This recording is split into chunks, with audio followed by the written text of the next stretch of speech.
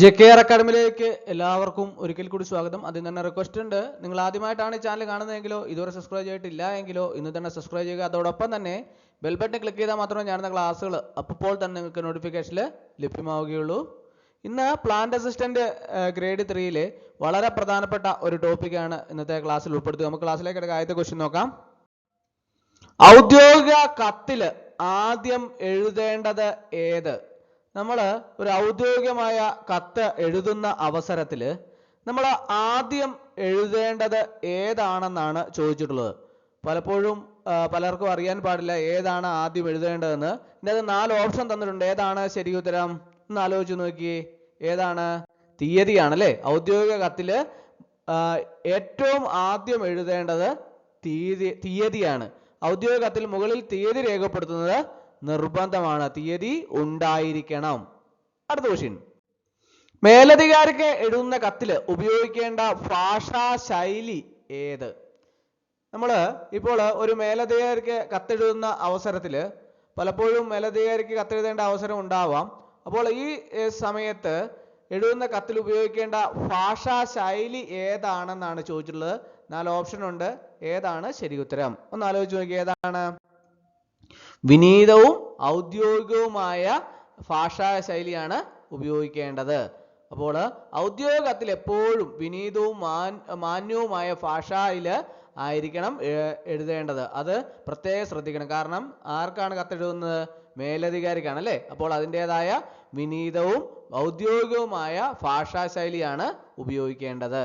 അടുത്ത ക്വസ്റ്റ്യൻ, ഔദ്യോഗിക കത്തിലെ വിഷയം എഴുതുന്നതിൻ്റെ ഉദ്ദേശം എന്ത്?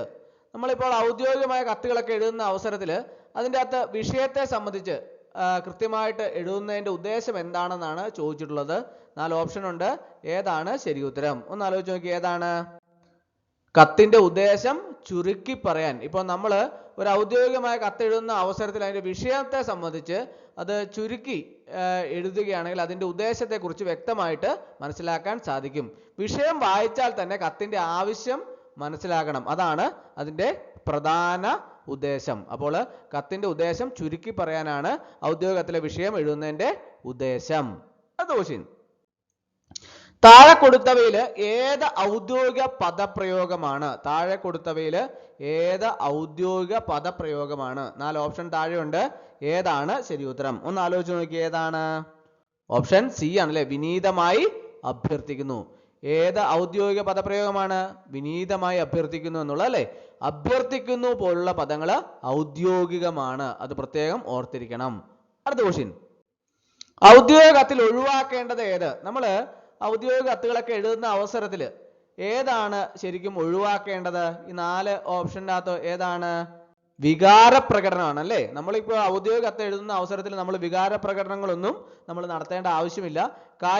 എന്താണോ കാര്യം അത് വ്യക്തമായിട്ട് ബോധിപ്പിക്കുക. അതിനുശേഷം കത്ത് ചുരുക്കുക. അപ്പോൾ ഔദ്യോഗിക കത്തിൽ വ്യക്തിപരമായ വികാരങ്ങളൊക്കെ ഒഴിവാക്കണം. അത് പ്രത്യേകം ശ്രദ്ധിക്കുക.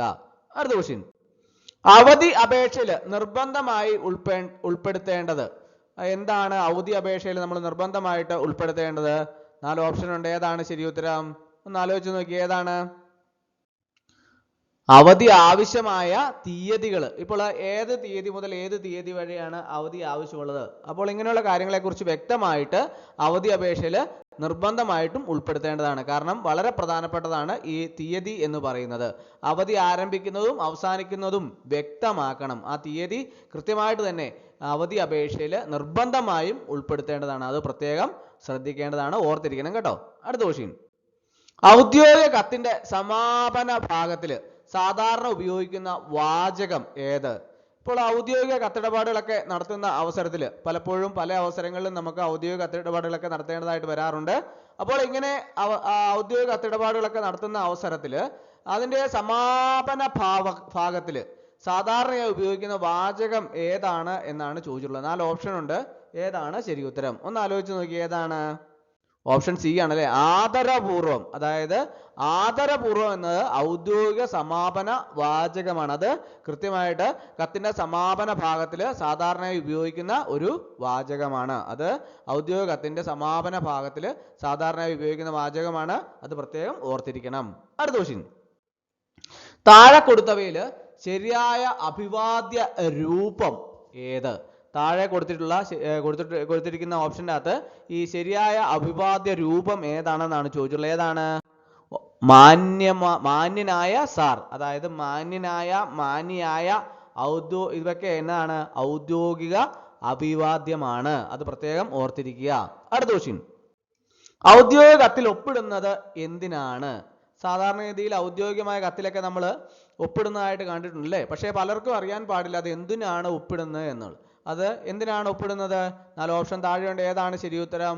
ഒന്ന് ആലോചിച്ച് നോക്കി. ഏതാണ്?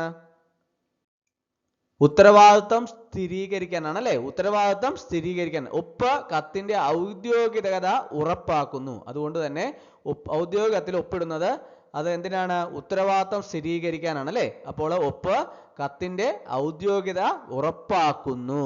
അടുത്ത ക്വസ്റ്റ്യൻ, താഴെ കൊടുത്തവയിൽ ഏത് ഔദ്യോഗിക ആവശ്യത്തിനുള്ള കത്താണ്? താഴെ 4 ഓപ്ഷൻസ് താഴെയുണ്ട്. അതിൻ്റെ അകത്ത് ഏതാണ് ഔദ്യോഗിക ആവശ്യത്തിനുള്ള കത്ത എന്നാണ് ചോദിച്ചിട്ടുള്ളത്. ഏതാണ്? അവധി അപേക്ഷയാണ്. അവധി അപേക്ഷ ഒരു ഔദ്യോഗിക ആവശ്യത്തിനുള്ള കത്താണ് അല്ലേ? അവധി അപേക്ഷ ഔദ്യോഗിക കത്തിന്റെ ഭാഗമാണ്. അത് പ്രത്യേകം ഓർത്തിരിക്കുക. അടുത്ത ക്വസ്റ്റ്യൻ, അനുവദിക്കണമെന്ന് അപേക്ഷിക്കുന്നു എന്ന പ്രയോഗം ഏത് വിഭാഗത്തിൽ പെടുന്നു? അനുവദിക്കണമെന്ന് അപേക്ഷിക്കുന്നു എന്ന പ്രയോഗം ഏത് വിഭാഗത്തിൽ പെടുന്നു? 4 ഓപ്ഷൻ ഉണ്ട്. ഏതാണ് ശരി ഉത്തരം? ഏതാണ്? ഔദ്യോഗിക വിഭാഗത്തിൽ പെടുന്നു അല്ലേ? അനുവദിക്കണമെന്ന് അപേക്ഷിക്കുന്നു എന്ന പ്രയോഗം ഏത് വിഭാഗത്തിൽ പെടുന്നു? ഔദ്യോഗിക വിഭാഗത്തിൽ പെടുന്നു. ഇത് ഔദ്യോഗിക അഭ്യർത്ഥനാ ഭാഷയാണ്. എന്താണ്?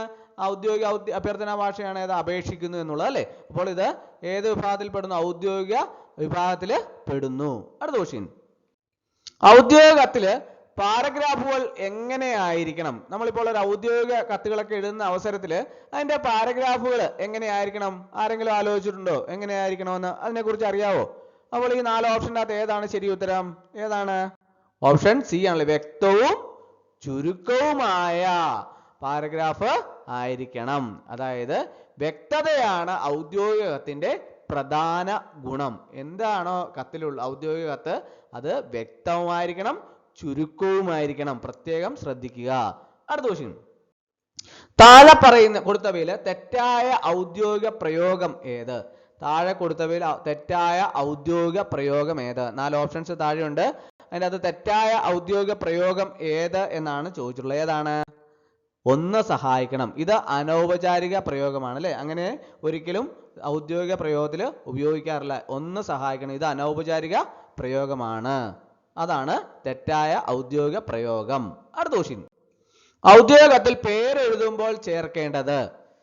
ഔദ്യോഗിക കത്തിലൊക്കെ നമ്മൾ പേരെഴുതുമ്പോൾ എന്താണ് ചേർക്കേണ്ടത്? ആർക്കൊക്കെ അറിയാം? അതങ്ങനെ എന്താണ് ചേർക്കേണ്ടത് എന്നതിനെ കുറിച്ച് ഔദ്യോഗിക കത്ത് എഴുതിയിട്ടുള്ളവർക്ക് അറിയായിരിക്കും അല്ലേ? അല്ല, ആർക്ക് പുതുതായിട്ട് ഔദ്യോഗിക കത്ത് ഇനി എഴുതാൻ പോകുന്നവരോ അതിനെക്കുറിച്ച് അറിയാൻ പോകുന്നവരൊക്കെ ഇതിനെക്കുറിച്ച് വ്യക്തമായിട്ട് മനസ്സിലാക്കിയിരിക്കുന്ന ഔദ്യോഗിക കത്തിലെ പേരെഴുതുമ്പോൾ ചേർക്കേണ്ടത് എന്താണ് എന്ന് option A, B, C, D ഏതാണ് ശരി ഉത്തരം? ഓപ്ഷൻ ബി ആണല്ലേ, പദവി. അത് പ്രധാനമാണ് അല്ലേ? പേര് കൂടാതെ പദവിയും കൂടി രേഖപ്പെടുത്തണം. ഔദ്യോഗികത്തില് പേരെഴുതുമ്പോൾ എന്താണ്? അതിന്റെ പദവി കൂടി ചേർക്കാൻ വേണ്ടിയിട്ട് പ്രത്യേകം ശ്രദ്ധിക്കണം. അടുത്ത ക്വസ്റ്റ്യൻ, ഔദ്യോഗിക കത്തിന്റെ മുഖലക്ഷ്യം എന്ത്? എന്താണ് ഔദ്യോഗിക കത്തിന്റെ മുഖലക്ഷ്യം? 4 ഓപ്ഷൻ ഉണ്ട്. ഏതാണ് ശരി ഉത്തരം? ഒന്ന് ആലോചിച്ച് നോക്കി. ഏതാണ്? ഓപ്ഷൻ സി ആണല്ലേ, വ്യക്തമായ വിവരം അറിയിക്കൽ. ഇപ്പോൾ ഔദ്യോഗിക കത്തിന്റെ മുഖ്യ ലക്ഷ്യം എന്ന് പറയുന്നത് എന്താണ്? വ്യക്തമായ വിവരം അറിയിക്കലാണ്. ഔദ്യോഗിക കത്തിന്റെ ലക്ഷ്യം വ്യക്തതയാണ്. എന്ത് കാര്യങ്ങളെക്കുറിച്ചും വ്യക്തമായ ഒന്നാണ് ഔദ്യോഗിക കത്തിന്റെ ലക്ഷ്യം എന്ന് പറയുന്നത്. വ്യക്തതയാണ്, വ്യക്തത ഉണ്ടായിരിക്കണം. ഔദ്യോഗിക കത്തില് വ്യക്തത ഉണ്ടായിരിക്കണം, വ്യക്തമായ വിവരം അറിയിക്കലാണ്. അപ്പോൾ ഇന്നത്തെ ക്ലാസ് എല്ലാവർക്കും ഇഷ്ടമായെന്ന് വിചാരിക്കുന്നു. ഒരിക്കൽ കൂടി നന്ദി പറഞ്ഞു നിർത്തട്ടെ. നന്ദി, നമസ്കാരം.